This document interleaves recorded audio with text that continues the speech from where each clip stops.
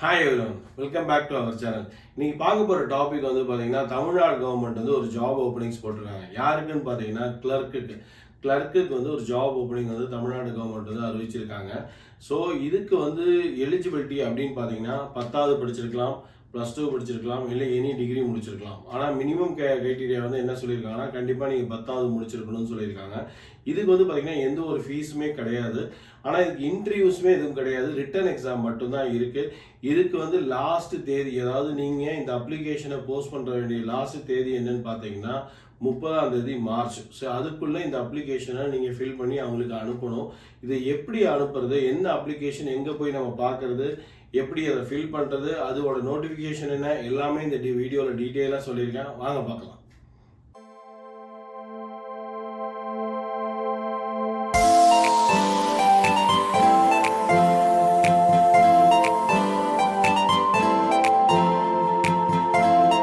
இந்த லிங்க்குள்ளே போய்க்கோங்க. இந்த லிங்க் வந்து நான் என்னோட டிஸ்கிரிப்ஷனில் கொடுத்துருக்கேன். நீங்கள் போய் பார்த்தீங்கன்னா தெரியும். அந்த லிங்க் எடுத்துகிட்டு அந்த லிங்க்குள்ளே போய்க்கோங்க. போயிட்டு இங்கே பார்த்தீங்கன்னா TDS direct requirement click here to download அப்படின்னு கொடுத்துருக்காங்க.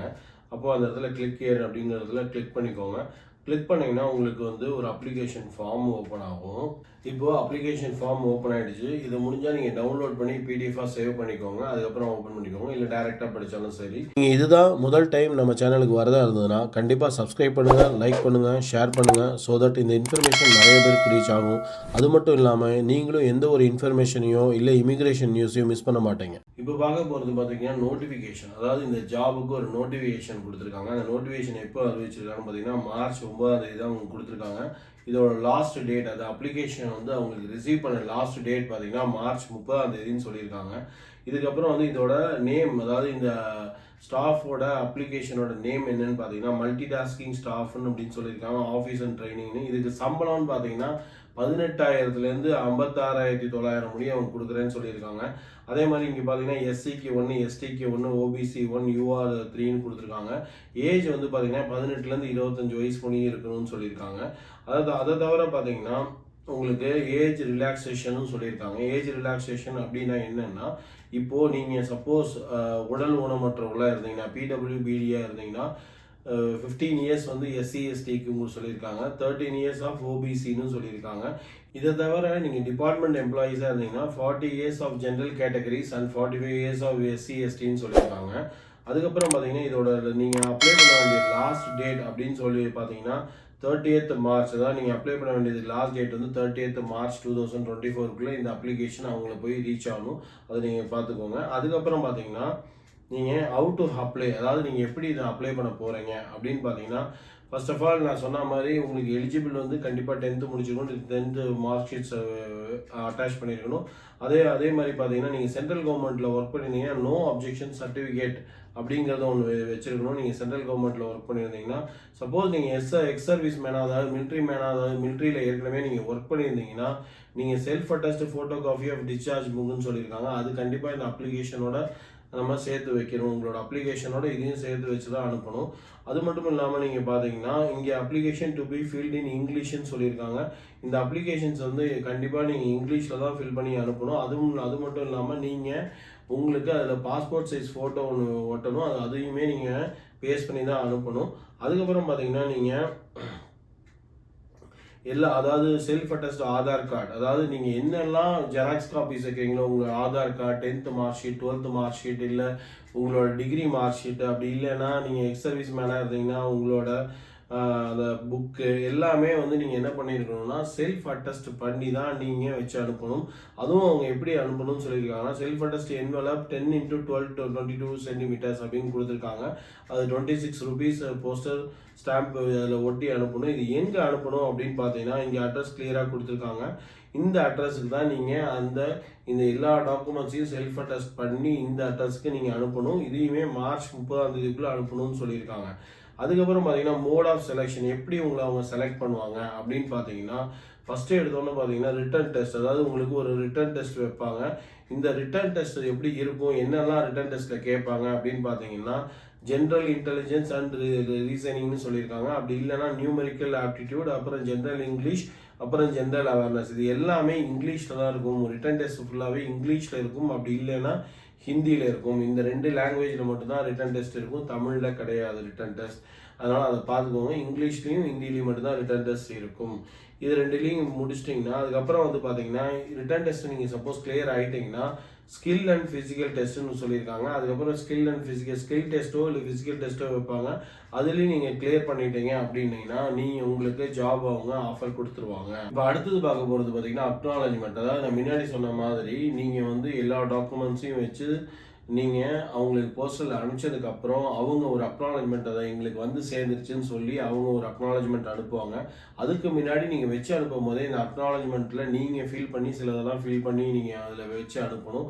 அது என்னன்னு பார்த்தீங்கன்னா ஃபஸ்ட்டு எடுத்தோன்னே இங்கே வந்து பார்த்தீங்கன்னா நீங்கள் பேஸ்ட் பண்ணணும் உங்களோட ஃபோட்டோ, அதாவது பாஸ்போர்ட் சைஸ் ஃபோட்டோவை பேஸ்ட் பண்ணி நீங்கள் அதில் செல்ஃப் அட்டஸ்ட் வச்சுருக்கணும், அதாவது கையெழுத்து போட்டிருக்கணும். அதுக்கப்புறம் வந்து பார்த்தீங்கன்னா உங்களோட நேம் இங்கே எழுதிக்கோங்க, உங்களோட டேட் ஆஃப் பர்த் எழுதிக்கோங்க, அப்புறம் உங்களோட ஆதார் கார்டு நம்பர், அப்புறம் உங்களோட மொபைல் நம்பர்.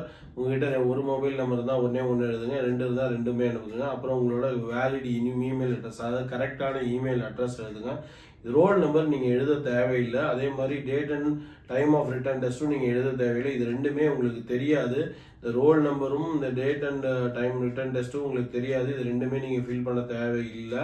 அதுக்கப்புறம் பார்த்தீங்கன்னா இங்கே சிக்னேச்சர். இந்த சிக்னேச்சர் வந்து நீங்கள் போடக்கூடாது. அவங்க ஆஃபீஸ்லேருந்து அவங்க உங்களோட டாக்குமெண்ட்ஸ்லாம் வந்துருச்சு அப்படின்னு சொல்லி அவங்களே ரோல் நம்பரும் ஃபில் பண்ணி இந்த return and time date and time of return டெஸ்ட்டும் வச்சு உங்களுக்கு இங்கே அவங்க சிக்னேச்சர் போட்டு உங்களுக்கு அனுப்புவாங்க. ஸோ தட் நீங்கள் வந்து இந்த இடத்துல மீதி எதுவுமே ஃபில் பண்ண தேவையில்லை. கண்டிப்பாக இந்த சிக்னேச்சரும் இந்த roll number date and time of return test நீங்கள் ஃபில் பண்ண தேவையில்லை. அதே மாதிரி அடுத்த அக்னாலஜ்மெண்ட் இந்த காப்பியும் நீங்கள் இதே மாதிரி பண்ணிக்கோங்க. இதே மாதிரி பாஸ்போர்ட் சைஸ் ஃபோட்டோ நான் முன்னாடி சொன்ன மாதிரி எல்லாமே இது எழுதிக்கோங்க. ரோல் நம்பரும் date and time and return டெஸ்ட்டும் தேவையில்லை, இந்த சிக்னேச்சரும் தேவையில்லை. அதுக்கப்புறம் பார்த்தீங்கன்னா நீங்கள் இங்கே ஃபார் ஆஃபீஸ் யூஸ் ஒன்லின்னு சொல்லியிருக்காங்க. இதை நீங்கள் டச் பண்ணவே தேவையில்லை. நீங்கள் எதுவுமே பண்ண தேவை கிடையாது. இது அவங்க ஆஃபீஸ் யூஸ்க்காக வச்சுருக்காங்க. நீங்கள் எதுவுமே இதில் ஃபில் பண்ண தேவையில்லை. அதுக்கப்புறம் நம்ம இப்போது அப்ளிகேஷனை எப்படி ஃபில் பண்ணுறதுங்கிறத பார்க்கலாம். இதில் வந்து பார்த்தீங்கன்னா லாஸ்ட் பேஜுக்கு போய்க்கோங்க. இந்த லாஸ்ட் பேஜ் போயிட்டீங்கன்னா இதுதான் வந்து application form for the post of multi tasking staff, அதாவது கிளர்க்குக்கு உள்ள அப்ளிகேஷன். இதுதான் ஃபஸ்ட்டு எடுத்தோன்னே பார்த்தீங்கன்னா உங்களோட நேம் கொடுத்துக்கணும். இந்த இடத்துல உங்களோட நேம் கொடுத்துக்கோங்க. நேம் வந்து கரெக்டாக கொடுத்துக்கோங்க. உங்களோட 10th மார்க் ஷீட்லேயோ இல்லை 12th மார்க் ஷீட்லேயோ என்ன நேம் இருக்கோ அதை பார்த்து கரெக்டாக ஸ்பெல்லிங் மிஸ்டேக் இல்லாமல் கொடுத்துக்கோங்க. அப்புறம் உங்களோட ஃபாதர் நேம் கொடுத்துக்கோங்க, இல்லை உங்களோட ஹஸ்பண்ட் நேம் கொடுத்துக்கோங்க. உங்களோட டேட் ஆஃப் பர்த் கொடுத்துக்கோங்க இந்த இடத்துல. அதுக்கப்புறம் பார்த்தீங்கன்னா இங்கே வந்து age of last date of receipt of application அப்படின்னு சொல்லியிருக்காங்க. உங்களுக்கு என்ன இயர்ஸ் அப்படிங்கிற மந்த்து டே 3மே இப்போ இங்கே மென்ஷன் பண்ணிக்கோங்க. பண்ணி முடிச்சதுக்கப்புறம் பார்த்தீங்கன்னா சப்போஸ் நீங்கள் வந்து எக்ஸ் சர்வீஸ் மேனாக இருந்தீங்க அப்படின்னா எஸ்ன்னு கொடுங்க. அதாவது எக்ஸ் சர்வீஸ் மேனுங்கிறது நீங்கள் மிலிட்ரியில் ஏற்கனவே ஒர்க் பண்ணியிருந்தீங்க அப்படின்னீங்கன்னா எஸ்ன்னு கொடுங்க. அப்படி இல்லைன்னா நோன்னு கொடுத்துக்கோங்க. இப்போ அதுக்கப்புறம் வந்து பார்த்தீங்கன்னா பிடபிள்யூபிடின்னு கொடுத்துருக்காங்க. பிடபிள்யூபிடினா ஊனமுற்றோர்களாக இருக்கீங்களான்னு கேட்டிருக்காங்க. நீங்கள் ஊனமுற்றோர்களாக இருந்தீங்கன்னா எஸ்ன்னு கொடுத்துக்கோங்க. அதுக்கு வேண்டிய சர்டிஃபிகேட்டும் அதை அட்டாச் பண்ணி அனுப்புங்க. அதுக்கப்புறம் பார்த்தீங்கன்னா எஜுகேஷன் குவாலிஃபிகேஷன் வந்து மினிமம் வந்து அவங்க 10th கேட்குறாங்க. 10th பாஸ் பண்ணியிருந்தீங்கன்னா 10th கொடுத்துக்கோங்க. சப்போஸ் நீங்கள் 12th பாஸ் பண்ணியிருந்து டிகிரியும் முடிச்சிருந்தீங்கன்னா ஃபஸ்ட்டு 10th கொடுத்துக்கோங்க, அப்புறம் 12th கொடுத்துக்கோங்க. அதுக்கப்புறம் வந்து நீங்கள் வந்து உங்களோட டிகிரியோட years of passing, marks, total marks, percentage marks எல்லாம் 3மே இங்கே கொடுக்கலாம். ஆனால் மினிமம் வந்து நீங்கள் 10th பாஸ் பண்ணியிருக்கணும். அதனால் 10th இது கொடுத்துக்கோங்க. அதுக்கப்புறம் பார்த்தீங்கன்னா உங்களோட எக்ஸ்பீரியன்ஸ் கேட்குறாங்க. எக்ஸ்பீரியன்ஸ் வந்து பார்த்தீங்கன்னா இங்கே எக்ஸ்பீரியன்ஸ் வந்து இந்த இடத்துல பார்த்தீங்கன்னா எக்ஸ்பீரியன்ஸ் இஃப் எனி, நீங்கள் ஏற்கனவே எதுலையாவது ஒர்க் பண்ணிட்டு இருந்தீங்கன்னா அந்தோட எக்ஸ்பீரியன்ஸோட எங்கே ஒர்க் பண்ணுறீங்களோ அதை இங்கே கொடுத்துட்டு அதுக்கு வந்து நீங்கள் அட்டாச் பண்ணி அனுப்பணும். உங்களோட எக்ஸ்பீரியன்ஸ் சர்டிஃபிகேட்டையும் நீங்கள் அனுப்பும்போது உங்களோட எக்ஸ்பீரியன்ஸ் சர்டிஃபிகேட்டையும் நீங்கள் அட்டாச் பண்ணி தான் அனுப்பணும். இந்த எக்ஸ்பீரியன்ஸ் இருந்துச்சுன்னா, எக்ஸ்பீரியன்ஸ் நீங்கள் போட்டிருந்தீங்கன்னா. அதுக்கப்புறம் பார்த்தீங்கன்னா in case if your employee in central government, அதாவது நீங்கள் சென்ட்ரல் கவர்மெண்ட்டில் ஆல்ரெடி ஏதாவது ஒர்க் பண்ணிட்டு இருந்தீங்கன்னா அதோட டீட்டெயில்ஸும் நீங்கள் கொடுக்கணும். நீங்கள் சப்போஸ் நீங்கள் ஒர்க் பண்ணலைன்னா கொடுக்க தேவையில்லை. சப்போஸ் நீங்கள் ஒர்க் பண்ணிட்டு இருந்தீங்கன்னா நோ அப்ஜெக்ஷன் சர்டிஃபிகேட்டும் வாங்கி அங்கேருந்து கொடுக்கணும். அதுக்கப்புறம் பார்த்தீங்கன்னா உங்களோட மொபைல் நம்பர் இங்கே கொடுக்கணும். உங்கள் மொபைல் நம்பர், அதாவது உங்களோட காண்டாக்ட் டீட்டெயில்ஸ் அது கரெக்டான நம்பர் கொடுத்துக்கோங்க. அதுக்கப்புறம் ஆதார் கார்டு நம்பர் கொடுத்துக்கோங்க. அதே மாதிரி ஐடென்டிஃபிகேஷன் மார்க், உங்கள் இதில் ஏதாவது தழும்பு ஏதாவது இருந்தது உடம்புல அப்படின்னா அதோட ஐடென்டிஃபிகேஷன் மார்க்ஸ் எவ்வளோ இருக்கோ அதை கொடுங்க.